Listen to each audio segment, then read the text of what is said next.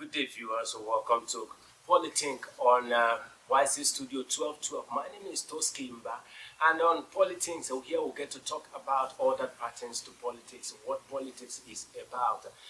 Talking especially educating the electorate on what they need to know, and of course, their civic duty and the responsibility they have to play on choosing the right leader that should lead them to the promised land, or for them to get dividend of democracy. I have a gentleman in the studio who will be talking politics with me this afternoon. He is the National Chairman Action for Nigeria Movement. He is a member of the Nigerian Institute of Management. I have a comrade, Biodun Maxwell, PGBM, MBA from ABU Zaria. Good day, Mr. Biodun. It's my pleasure having you, sir. Thank you very much. You're looking. I like your outfit. Thank you. Your traditional outfit. I like it so much. I appreciate it. All right, let's talk politics right now. Yeah. Going by what has happened, going by the primaries that have been concluded by various political parties, talking about the Labour Party, the PDP, the APC, except for ADC, who they are yet to put their acts together as regards to who their flag bearer will be, but until they come out. But let's talk about these three for now. What is the political situation like right now? Yeah, thank you very much for having me in the studio today. Yeah, the political situation of these three major political situation generally. Politics getting harder because primary has been conducted and concluded from some parties, while some parties are yet to put their houses together, like the African Democratic Congress, the ADC. So today I'm going to focus more about, you want to just ask me about the major political parties, the APC, Labour Party, and then the PDP. And I will start with the APC. APC party, of course, concluded their primary 25th of June 2025. But however, there was a lot of speculations and criticism about the process, the credibility of the process. The process that produced the Honorable Ishaku Musa Joshua, yes. And then, but however, after the process was petitioned by one of the aspirants, one of the popular aspirants known as Honorable Haruna Shekolu of Shapa Audi. And then, just as of yesterday, the latest development is that the certificate of return has been issued to Honorable Shekolu Haruna Audi on the ground based on the prayer from his petition. The certificate of return or the flag. Yeah, the certificate of return of the party. Okay. You know, after primary elections. It's all right. I needed you to be specific on Yes, because that has been given to him as of yesterday. It was on the ground that the reviewing committee went through his petition and then they discovered. A part of the finding in the constitution which they were able to verify was that the delegates that were used at that particular primary election were not the party members, were not party faithfuls, were not even the original delegate that was submitted at the first place. So it was based on this ground that the election of Joshua was not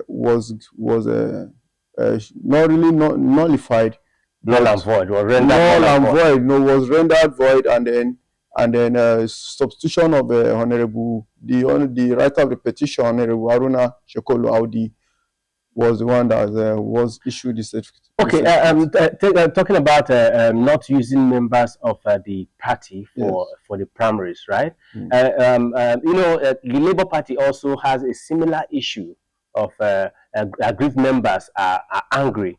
I won't say it's, but something related to that. Yeah. So some aggrieved members said that the people used as a delegate, they are not known, or they are not a part of them, or they are not part of them. That's some of the grievances that is coming out from the camp of Labour Party. It is normal for grievances to come after every political process in every political party. That of the Labour Party is quite different, because those who went for the Labour Party, the delegates, based on report from our observers from Action for Nigeria, the report that we got was that the party members were those who voted at the Labour Party primary that was held at Kubwa in Bwari Area Council. That the process was peaceful, calm, and the candidate was declared. That was the emergence of Honorable Danjuma Garida Solomon from Mushafa, popularly known as MC Daria. The case there was that the case of the agreed members is that they are saying that not really even the general members, it is an agreed from part of the executives of the party who are saying that they are supposed to be the delegates. However, the Electoral Act, which is the compass to any electoral activity, never mandated parties to make use of the party structure or leadership as a delegate for area council or local government elections. What the Electoral Act provided was that the party leadership may adopt the modalities of emergence of its delegates. And if the party member or the party leadership have decided to use particular members of the party, maybe card carry members, because they are all card carry members from the ward or from area council level as members, and then made them delegate. I don't think there's anything bad with that, because some of the leaderships, part of the structure, the executives, some of them made it to the delegate list as well. Okay. Yes. Okay. Let's let Labour Party lie low for now. Yeah. Let's talk the PDP right now. Is it the same? What's the situation like in PDP? The situation of the PDP is somehow similar with that of the APC as well, because from our findings, we are being made to understand that there's a particular player somewhere from the behind who is trying to interfere with the process of the PDP and that of the APC. But in total, the PDP had a total of 30 delegates, and the Honorable Julius Adamu emerged as the winner of the PDP primary, having scored 19 out of the 30 delegates. So if you are now seeing that, based on what I said, there is no such provision that party structure, party executives must be the delegate, because Bwari today has 10 wards. So if the PDP is to take 5 delegates from each ward, of course, we should now be looking at 50 delegates. So it all depends on the modality that the party adopts. The Labour Party has 200 delegates. 20 delegates per every aspirant. And then there were about 5 aspirants. And then these 5 aspirants were given 20 each. And then at the end of the day, the field was open for them. And then they played the game in the way they best understand it. That was exactly what happened.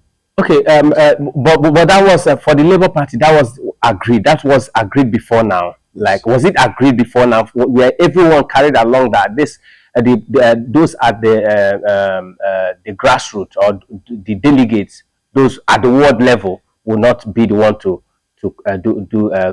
conduct or vote in the primaries. Were they carried along before now?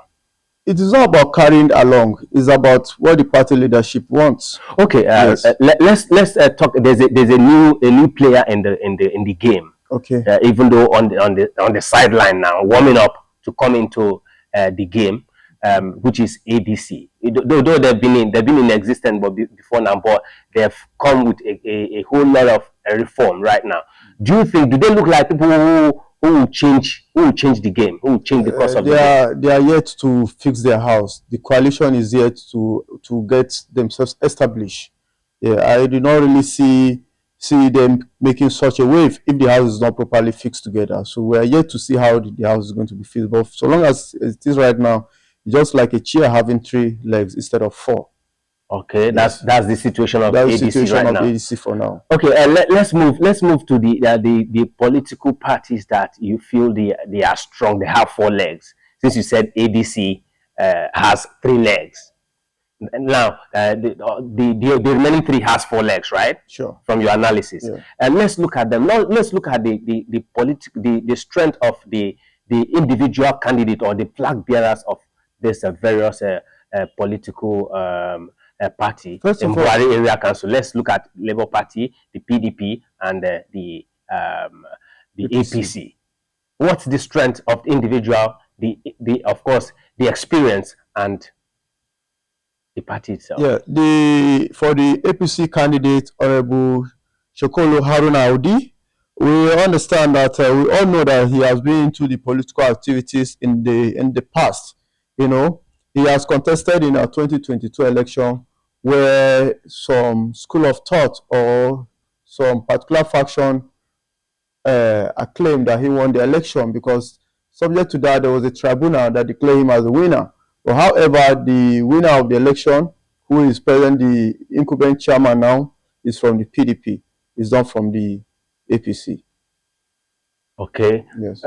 Now, okay. Let's look at Labour. Let's look at Labour now. In the Labour Party, Honorable Danjuma Solomon Garda, he was the presidential coordinator for Peter Obi in the whole of FCT, and he's presently the PA to SSA, I mean to say to the Honorable Chinedu Obika, members of representatives. Yes, he is the MD and also the CEO, Daria Global Network. Yeah, we know that he has been into a lot of philanthropical services as well, which has impacted so many lives. And he's a very active political player in his party. Because recently, he distributed about 250 bags of rice to the party leadership, and also very with a reasonable sum of envelope given to them, just to make them understand, to appreciate their effort of their work. Yeah, but in the public there last time, he condemned the activities of the police attacking the citizens trying to exercise their civic right by protesting, and he called the attention of the Mr. President to ensure that those police finding those acts were brought to book. Okay, well, he played a major role in the 2023 election, going by what we saw on the social media platform, where especially in the campaign of the Labour Party candidate, talking about His Excellency Peter Obi, and of course the current House of Rep member Obika. Going by the grievances or the rancor in the Labour Party, especially after the primaries, could it be as a result of the Obika trying to pay him back for standing for him? Could it be the reason why he stood his ground to make sure it is Daria? Honorable Obika is one man in the party. He is the leader in the party, but however, he cannot take a decision single-handedly. So the party leadership comprises of other people, not just him alone. So I don't really believe that he has single-handedly made Solomon Danjuma Garda the chairmanship candidate of the party. It's the people who went, the delegate who has gone there to vote, because the process was free and fair. There was no crisis. So that means they must have voted their choice, their mind. Okay. I think it's really you have to talk about the PDP right now. The PDP candidate. What is his strength? Yeah, the PDP candidate was a former speaker of Bwari Council Legislative arm. That was the councillor. He was a former speaker there, and he has gotten an experience in process of governance. But aside that, we are here to find out other information about him, because these informations are not available in the public domain. Okay, going by the petition in the petition or the prayer from Honorable Shokolo Haruna against against Joshua Ishaku. Yeah. I'm thinking, don't you think this will cause an internal rancor between the supporters of Shokolo and that of Joshua in APC, thereby dividing their house in there? It is a normal, like I said earlier, it's a normal process for grievances to come up whenever a process has taken place. Then when such thing happen, what we have to look at is reconciliation. If he is creating the available environment for reconciliation, I believe that the house can still be together. But whereas there is no such conducive environment for reconciliation, then you cannot force the people to come and vote you. The people have their choice to make. Now, looking at all this, the individual candidates so far, let's put ADC aside, because you said they are standing on 3 legs instead of 4 legs at the moment. Let's look at these three. Yes. Among these 3 candidates, among this, until ADC come up with something to complete their 4th leg. Yeah. Let's look at the 3 major political parties: Labour Party, PDP, APC. Who do you think among these 3 candidates has what it takes to occupy the red roof come 2026? The 3 major contestants of the 3 parties have all gotten experience of governance one way or the other. But however, election is a thing of a number. So it all depends on how they do their work, how they do their mathematics. They have to come outside, they have to go outside there and canvass to the people. And the people have certain indices that they're going to use to score them. So the people that will decide, I cannot decide because my candidate may not be your candidate, neither their own candidate as well. So let them decide whom they are pleased with is a manifesto, and then based on past antecedent, who they feel that can deliver when the person gets to the rooftop. I'm not really saying a particular person. Yeah. Okay. Now, what's your final what's your thought or your advice to the electorate? Because the game is in the hand of the electorate, because the parties have presented a candidate before the people right now. Now it's in the ball of the people to select, or to better still cast their vote for who they feel is the best among all of these candidates. What is your thought, or what's your advice to the electorate? My advice will not just be to the electorate alone, including to the candidates. To the candidates, I want you to know that you own the responsibility to make yourself known to the electorate. They want to know more about you. Don't keep them in your houses. These are not information to be kept in your houses. Your backgrounds are not available in the public domain. Your antecedents are not available in the public domain, other than the few that we have been able to identify. To the electorate, you own the power. The power belongs to you, and the power is your PVC. The permanent voters card is what gives you the right to vote for a particular candidate. Try go get your PVC, and haven't got your PVC, ensure you do all you can to find out the information of this candidate, because you have the choice to vote. You have the choice to decide which candidate you're going to vote, but you don't have the choice to decide the action these candidates are going to do when they get to office. And that's why you must try to know much about them before you vote them. Don't vote because of party affiliations. Don't vote because of ethnic affiliations or religious affiliations, but vote for credibility. Thank you very much. Thank you very much, Comrade Maxwell Abiodun, for coming to the show. Thank you. All right, viewers, this is what we call it a wrap on Polithink on YC Studio 1212. Until we come your way next week with a fresh edition. My name is Toskimba. Stay blessed and go get your PVC. Thank you.